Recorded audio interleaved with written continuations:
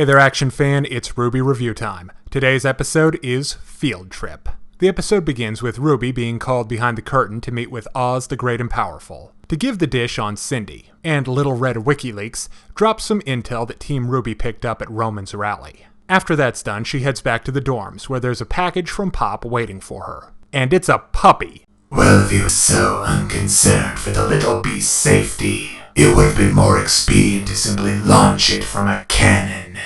And he's adorable. And for once, Weiss and I agree on something. But that's not all. Team RWBY has to attend a speech by Oz, addressing the end of some ill-defined world war. And he also hands out a special assignment. All the teams will be shadowing a seasoned veteran out in the field, but the assignment in the same region as the White Fang rally point is closed to first-year students like the girls. But with a wink and a nod, Oz lets Team RWBY take their bite at the apple. And the veteran hunter they have to shadow is that caffeine addict from history class. This episode was pretty neat. We're dealing with the fallout of Cindy's attack. Oh, and apparently the fiery one has dust-infused clothing. So she's stylish and superpowered. You jelly, bro? RWBY didn't get in trouble for being on the premises during the attack, and she actually gets a compliment from Ironwood. So he's not your stereotypical close-minded jackbooted jackhole. Ahem. Kind of like you, Sergeant. Good save.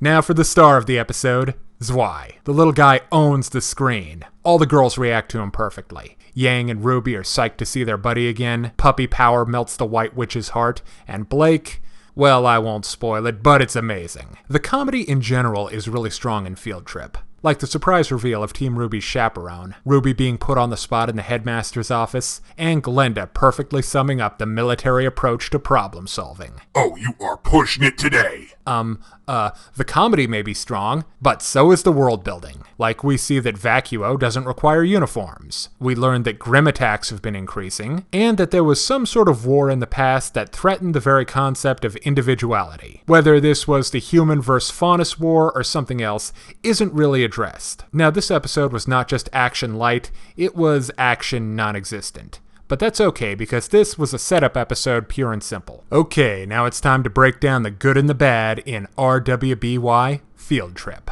On the good side, the world building and background drama were interesting, the comedy was fun, and this episode had a puppy. On the other hand, this episode is only there to introduce a new status quo for the immediate future. And it's annoying when they bring up concepts like the war and then don't really flush them out. So I give RWBY Field Trip a 3.5 out of 5. If you're interested in more reviews of anime, movies, TV shows, comic books, or video games, check out my channel on YouTube at StupidPrivate913, or find my Facebook or DeviantArt pages for video updates and more. Thanks for watching. Hey kids, today's show is brought to you by the letter 4 and the number potato! I'm a stupid private.